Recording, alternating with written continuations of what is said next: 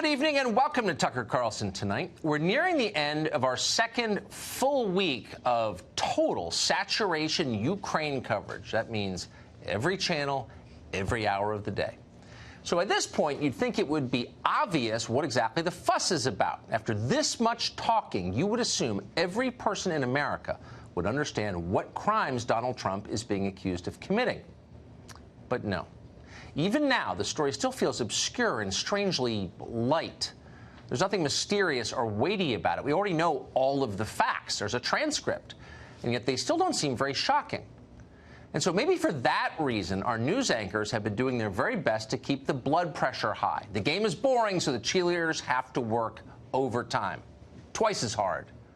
For example, here was MSNBC's best attempt to get you to care. I don't say this lightly. But let's be frank, a national nightmare is upon us. The basic rules of our democracy are under attack from the president.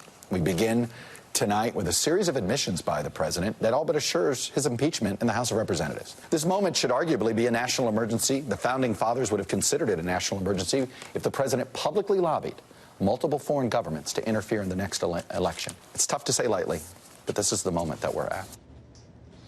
Well, I think a cliche bomb just went off. Try to ignore how hackneyed and badly written that speech was. The state of education in this country clearly is in rapid decline. Nobody can write a decent paragraph anymore. Someday we're going to do a special on that. But for now, consider the substance of what you just heard, to the extent there was any. The basic rules of our democracy are under attack. That's what they're telling you. So what exactly are the basic rules of our democracy? Well, the most basic rule of all is that the people rule. In a democracy, the big decisions are made by voters in elections. They are not made by left-wing talk show hosts or by the Washington Post or even by high-level CIA employees acting anonymously as whistleblowers. No. In a democracy, the main decisions are made by citizens casting ballots. That, for example, is how you remove a president, by beating him in an election. That's always the way we did it here in America. Not anymore. So, yes, our democracy is under attack. They're right about that. And yet, for all his faults, Donald Trump is not the attacker. But wait a second, they're telling you. We understand how grave a decision impeachment is. In fact, we're praying over it, people of faith that we are. But in this case, impeachment is unavoidable. Soliciting information from foreign countries is corrupt and evil. That's what they're telling you. Okay, fine. But let's at least acknowledge that this standard is a brand new standard. I mean, brand new standard, like 20 minutes ago. Because it wasn't that long ago, less than a year, you'll remember this, that all of American politics revolved around information solicited from foreign countries. It was called the Steele dossier. And back then, the press corps strongly approved of it.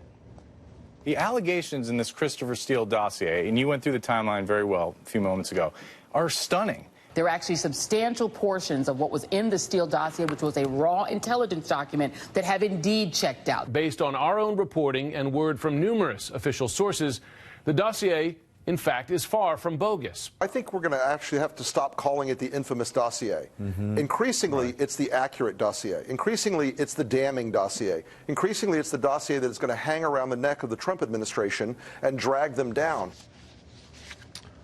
Oh, the dossier was totally fine. In case you've forgotten, and you may have forgotten, because why would you remember?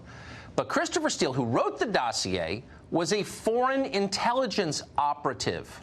He gathered his material abroad in foreign countries, some of it clearly from foreign government officials. At the time, that was absolutely fine with Democrats. They weren't embarrassed to say so.